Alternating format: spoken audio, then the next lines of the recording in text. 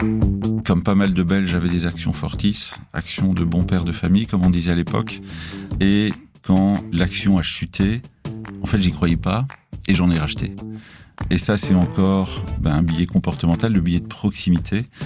Je pense que si ça n'avait pas été une banque belge, j'en aurais pas racheté. Celui qui a perdu des plumes en rachetant des actions Fortis au pire moment, c'est François Lecomte. CEO de Belfus Asset Management, il a une longue carrière dans le secteur bancaire. Une carrière qui lui a permis de travailler à Londres et en Asie notamment. Il est donc loin de ce qu'on appelle un débutant sur les marchés. Pourtant, dans ce nouvel épisode du podcast Tracker, il revient avec beaucoup de transparence sur son parcours, depuis ses erreurs et errances de jeunesse à son portefeuille actuel de bon père de famille.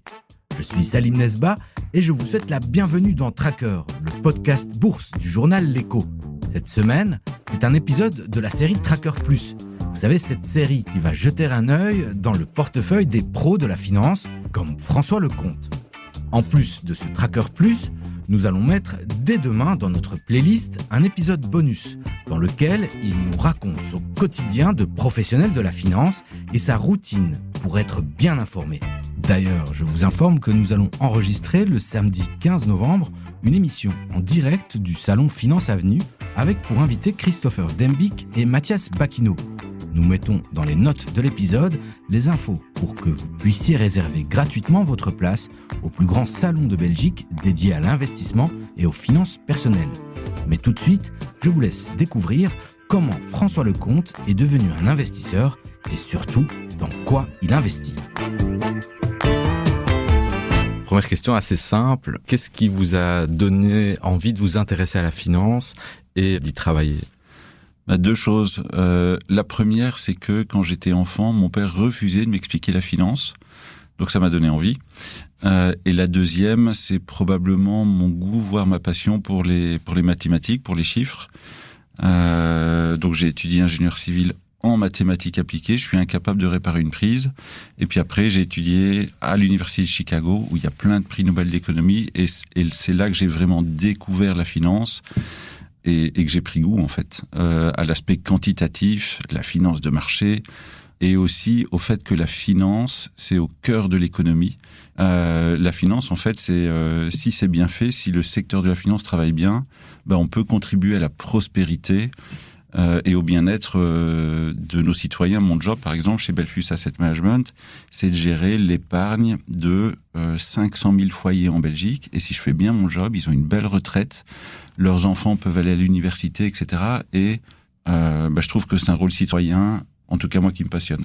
On a tendance à oublier avec les néobanques, avec la digitalisation du métier de banquier, ce rôle sociétal qu'a le banquier. Et je comprends pas pourquoi votre papa avait peur de vous intéresser à la finance. Je pense qu'il n'était pas capable de me l'expliquer, mais qu'il n'avait pas envie de le dire. Alors, depuis combien de temps investissez-vous en bourse ? Alors, la bourse, elle a eu une résonance, comme je le disais, dès que, quand j'étais enfant, au journal, en France, qu'on regardait chez moi, je suis à moitié français, eh bien, on voyait le palais Brognard, avec les gens qui couraient dans tous les sens pour échanger les ordres, et ça me fascinait, mais j'ai vraiment commencé à investir quand j'ai commencé à travailler, quand j'ai commencé à avoir des revenus. J'avais 24 ans et je travaillais en banque d'affaires à Londres, c'était en 1997. Et j'ai commencé avec des actions individuelles.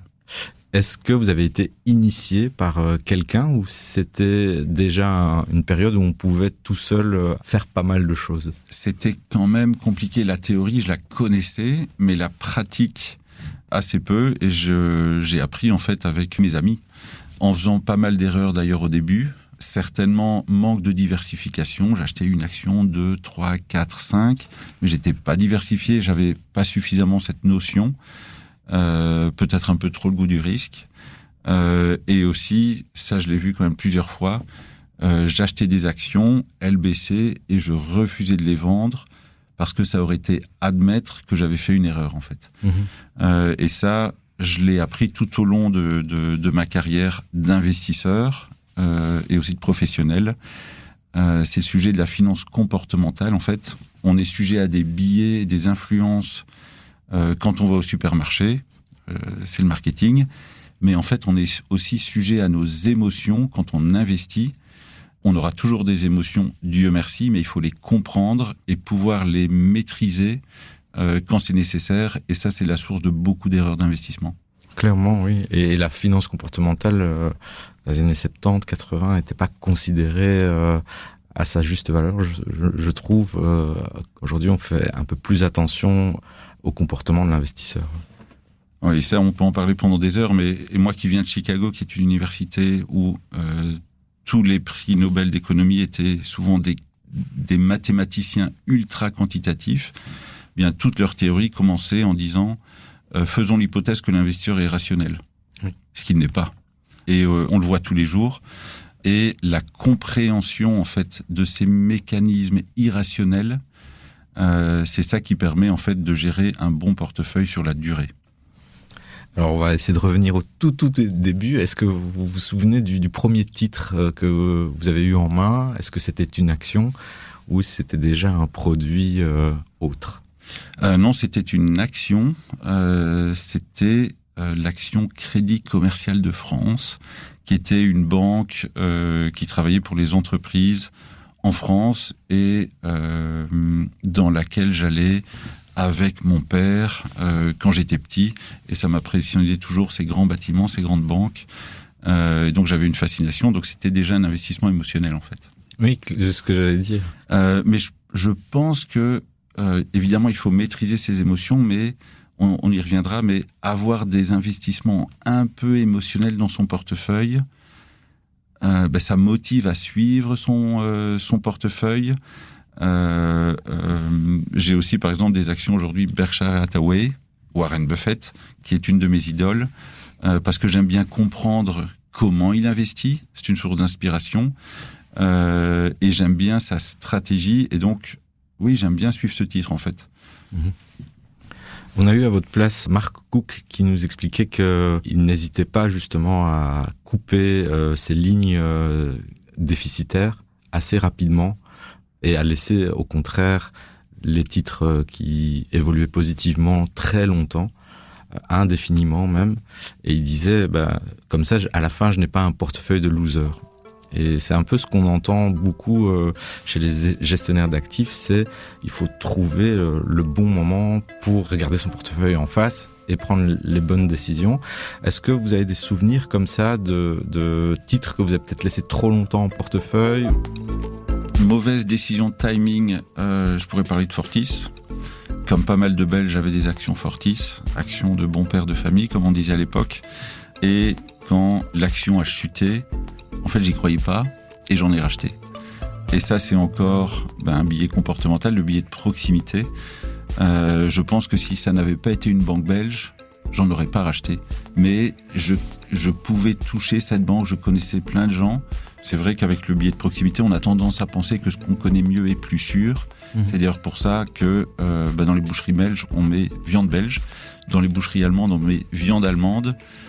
Et pourtant, je ne sais pas laquelle des deux est la meilleure, mais c'est clairement jouer sur le billet de proximité. Donc ça, c'est un exemple où j'ai eu le mauvais timing. Généralement, je pense que timer le marché, c'est compliqué. Même Warren Buffett, on voit Warren Buffett qui avait vendu ses actions Apple 1 an avant le Liberation Day. Au Liberation Day, Apple a baissé. Tout le monde s'est dit, qu'est-ce qu'il a du nez, Warren Buffett ? Mais en fait, il avait perdu plus en vendant tôt qu'en évitant la baisse. Et donc, généralement, ma stratégie, c'est quand j'ai de l'argent à investir, je le rajoute sans trop me demander si c'est le bon moment ou pas. Et à l'échelle de 40 ans en fait, d'investissement, c'est toujours globalement mieux d'investir dès qu'on a l'argent disponible, de rajouter au portefeuille plutôt que se poser la question de savoir en fait. Oui, et là, on est un petit peu dans cette configuration où, au sortir du Covid, beaucoup de gens, le buy the dip, achetaient à la baisse et rechargeaient quand ça rebaissait. Aujourd'hui, on sent que cette stratégie n'est plus forcément porteuse, que l'inflation devient de plus en plus présente. Est-ce que là aussi, il faut un petit peu s'extraire du contexte quand on fait des choix d'investissement, selon vous, ou vraiment toujours penser à à ce rythme des marchés? Quand on regarde on a fait une analyse chez Belfus Asset Management, on a pris 3 profils d'investisseurs. Le premier est toujours resté investi sur les 20 dernières années. Le deuxième, en fait, sortait du marché pendant 3 mois dès qu'il y avait une mauvaise performance. Et le troisième portefeuille sortait du marché pendant 3 mois dès qu'il y avait une bonne performance, un bon mois. Et ce qu'on voit, c'est que le meilleur rendement, et de loin, c'est l'investisseur qui reste toujours. Quand les marchés baissent, oui, il y a la tentation de vendre. Et parfois, c'est nécessaire, il faut baisser le risque. Mais en fait, quand on vend, ça crée 2 problèmes. Un, si on vend et que ça remonte, on a perdu. Et après, en fait, comme on dit, on court derrière la hausse et on ne sait plus très bien quand réinvestir. Et puis, en fait, quand on a vendu, il faut re-rentrer. Et ce qu'on dit, bah oui, tu rentreras quand ça remontera. Mais ça remonte quand exactement? Ce moment-là, on ne le connaît pas. Et donc, au final, ce que les chiffres montrent, c'est que c'est mieux de rester. Vous aviez dit au début que votre papa évitait de vous intéresser au marché. Est-ce que c'est la même chose aujourd'hui? Est-ce qu'on parle bourse, finance, marché, action dans la famille Lecomte? Oui, et je trouve que quand on regarde la vie, il y a 3 choses qui permettent d'à peu près se débrouiller dans la vie. C'est savoir interagir, l'intelligence émotionnelle, savoir gérer sa santé, son corps, on est toujours son meilleur médecin, et savoir gérer son budget, son épargne. Et ce que j'ai fait avec mes 3 enfants il y a 4 ou 5 ans, quand ils avaient en fait 15 ans, je vais prendre l'exemple de ma fille, Aliénor, je leur ai dit, prenez 3 actions, dont une belge, et je vais vous les acheter des petits montants. Je vais le faire sur mon compte titre parce que vous ne pouvez pas. Et Aliénor, par exemple, elle avait choisi papa, je vais acheter une banque, JP Morgan, parce qu'on aura toujours besoin d'une banque. Elle avait raison, j'étais content. Je vais acheter Pfizer parce qu'on aura toujours besoin de médicaments. Et je vais acheter Umicore parce que c'est les batteries, c'est la transition énergétique. Et donc, tous les mois, je leur donnais le rendement de leur portefeuille, je leur payais leurs petits dividendes. Et ça générait des questions quand, par exemple, JP Morgan montait ou baissait, je devais expliquer. Et ils ont appris progressivement déjà qu'il faut beaucoup d'humilité et comprendre en fait les grands mécanismes des marchés. Et je trouve que c'est un apprentissage important. Ce que j'avais vu en Chine d'ailleurs aussi, c'est que c'est quelque chose qui se faisait régulièrement par les grands-parents au Nouvel An chinois. Et donc on n'est pas très loin de Noël. Et une idée de cadeau pour les grands-parents ou même pour les parents à leurs enfants, et quel que soit le montant, en fait, il faut pas grand-chose, mais c'est de leur acheter 1 ou 2 actions de leur choix. En fait, s'ils veulent Nike parce qu'ils adorent Nike, très bien, et de les intéresser progressivement aux investissements. Warren Buffett a commencé à 11 ans à acheter des actions et il disait « J'ai toujours regretté d'avoir commencé si tard ». Souvent, on se freine aussi parce que on pense que c'est très compliqué. En 15 minutes, une fois qu'on a son compte dans tel ou tel, chez tel ou tel broker, dans telle ou telle banque, ça prend pas 15 minutes. C'est devenu plus facile, mais les règles et l'apprentissage, je pense il doit toujours avoir lieu. Mais c'est comme rouler à vélo en fait. Il faut apprendre, et pour apprendre en fait, il faut rouler.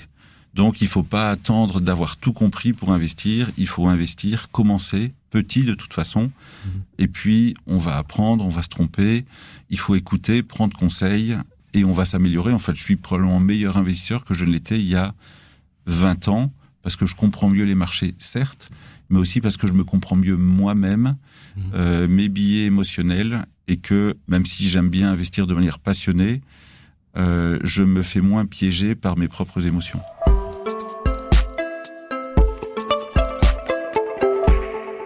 On passe au traditionnel scan du portefeuille de notre invité de la semaine. Mais avant d'entrer en détail dans le portefeuille de François Lecomte, nous avons demandé au CEO de Belfus Asset Management quel type d'investisseur il était. J'ai toujours été un investisseur avec un profil de risque élevé.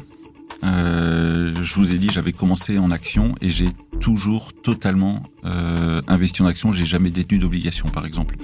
Alors qu'à mon âge, il faudrait en fait. Donc toujours des actions. Dans quoi j'investis ? J'essaie de constituer le cœur de mon portefeuille et là je suis ce que me dit en fait la responsable des investissements chez Belfus Asset Management, Maud Reynalter. C'est les proportions d'allocation géographique pour être bien diversifié. Donc 55% à peu près sur les États-Unis, un peu plus que 50%, 30% sur l'Europe et le reste sur l'Asie. Ça, c'est les grandes proportions. Avec des fonds ou avec des ETF. Sur l'Asie, en fait, je suis assez curieux parce que j'y ai travaillé pendant 8 ans. Et donc là, au lieu de prendre un fonds général, en fait, qui gère toute l'Asie, je prends des fonds pays parce que j'aime bien regarder comment la Corée va faire par rapport à l'Indonésie, Taïwan et autres. Il y a des dynamiques très différentes. Le Vietnam aussi. C'est vrai que les MSCI et EGA sont parfois trop généralistes si on veut être précis dans ses choix. Voilà, et j'aurais probablement le même return sur l'Asie si j'avais un gros fonds plutôt que d'avoir pris des fonds pays. Mais j'ai envie de voir les fonds pays et de voir comment ils évoluent les uns par rapport aux autres.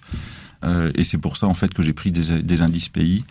Et l'Asie effectivement est beaucoup moins homogène que l'Europe par exemple, d'un point de vue culturel, économique et financier.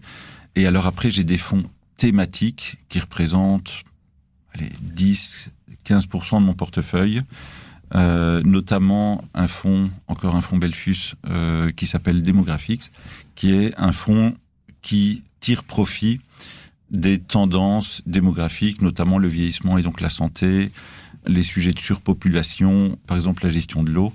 Ça, ce sont des dynamiques dans lesquelles j'aime bien investir. Et aussi, depuis l'an dernier, un fonds thématique sur la défense. Est-ce que vous êtes soumis à des règles spécifiques ? Est-ce que vous devez investir que dans les produits de la maison, par exemple ? Alors, on est soumis à des règles de compliance, déontologie, qui disent que on doit principalement investir via des fonds ou des ETF, mais pas des actions individuelles. Et si on veut investir dans des actions individuelles, il y a beaucoup de contraintes et on doit chaque fois le déclarer à l'avance. Pourquoi ? Parce que sachant par exemple que on a décidé d'investir beaucoup dans une action, ça risque de la faire monter en fait nos mécanismes d'achat et donc on peut pas l'acheter sur le côté et profiter de cette hausse en fait. Donc ça c'est une règle de base et évidemment on investit pas mal dans des produits maison. Moi, j'investis en fait pas mal dans des fonds Belfus parce qu'en fait, on connaît les gestionnaires et ça donne confiance. Alors, au niveau de votre stratégie, quand est-ce que vous décidez de activer l'investisseur qui va reconsidérer son portefeuille, revoir si il y a des choix importants à faire? Est-ce que c'est quelque chose que vous faites sur base mensuelle, trimestrielle, ou est-ce que vous prenez plutôt ces décisions sur des période plus longue? En fait, je regarde assez peu mon portefeuille, de nouveau parce que j'investis pour financer ma retraite, en fait. Donc, l'horizon est très long et j'ai toujours pensé que le métier d'investisseur, c'était un métier de cultivateur. On choisit les bonnes graines et puis après, en fait, on les laisse pousser plutôt qu'un métier de chasseur. Et de nouveau, en fait, mon compas, c'est ma Chief Investment Officer, Maud. Je touche assez peu à mon portefeuille, en fait. Quelques fois par an ou moins ? Je regarde mon portefeuille peut-être, oui, une fois par mois, à peu près. Et d'ailleurs, encore un biais comportemental, quand les marchés montent, et on le voit sur Rebelle, les gens se connectent beaucoup plus pour regarder leurs gains, mais quand les marchés baissent, en fait, les gens se connectent beaucoup moins parce qu'ils ont moins envie de voir leurs pertes. Et ça induit des choix ensuite qui parfois ont surréagi à des baisses et pas forcément à des hausses. Ça, c'est une autre règle que je me fixe. J'essaie de ne jamais réagir sur un coup de sang. Et donc, en général, quand je pense vouloir faire une transaction, un achat, une vente, alléger un portefeuille, en général, je réfléchis 24 heures avant d'acter. Et alors, on parle du rendement, de performance. Est-ce que vous êtes sensible à ces chiffres ou est-ce que vous fixez des objectifs qui ne seront atteints que grâce au long terme? Je regarde en fait les rendements, évidemment, et si c'est bon, je suis content, si c'est pas bon, je suis pas content, comme tout le monde, mais ça impacte finalement peu mes décisions. Que j'ai des actions dans mon portefeuille qui aient beaucoup monté ou beaucoup baissé, ça ne change rien en fait à la décision de savoir si j'ai le bon portefeuille, parce qu'en fait, la performance passée d'une action ne dit rien sur sa performance future. Et donc, que ça ait monté ou pas dans le passé, oui, content ou pas content, mais ça ne doit pas influer mes décisions futures d'investissement. On va poursuivre, on va parler un peu d'investissements alternatifs, comme les œuvres d'art, les montres. Est-ce que c'est des choses auxquelles vous êtes sensible? Oui, j'aime bien les belles choses quand je peux me les offrir. Est-ce que je considère ça comme un investissement? Moins. C'est plus un achat passion, en se disant oui, ça va garder de la valeur, donc très bien. Ce que j'ai fait aussi, ce qu'on appelle du private equity, des investissements privés. J'ai pris une toute petite participation dans la société d'un ami. Ça, c'est du private equity, j'allais dire participatif, parce que je plonge dans la société. Mes amis, d'ailleurs, Quentin et Jean-Marc, qui sont à Nivelles, qui fabriquent en fait des tentes solaires, ou des vérandas, ou des pergolas. Et effectivement, c'est de l'investissement avec de l'émotion et de l'apprentissage aussi pour moi. Avant d'entendre la question que François Lecomte souhaite vous poser, je vous propose d'écouter un précieux conseil que notre invité, pour rappel grand adepte d'un certain Warren Buffett, suit depuis longtemps. Se rappeler que le métier d'investisseur, c'est un métier de cultivateur et de patience plutôt qu'un métier de chasseur. C'est choisir les bonnes graines et puis après être patient, les laisser pousser. Vérifier quand même régulièrement s'il y a quelques mauvaises graines, mais globalement un métier de patience. Et donc ne pas réagir dès qu'il y a une hausse, dès qu'il y a une baisse, rester zen. Et dès qu'on a de l'argent à rajouter, en fait, on le rajoute sans trop se poser de questions, parce que sur la durée, c'est la bonne chose à faire. C'est l'heure de la tant attendue question au tracker de l'écho. François Lecomte s'est prêté au jeu. On écoute la question qu'il souhaite vous poser.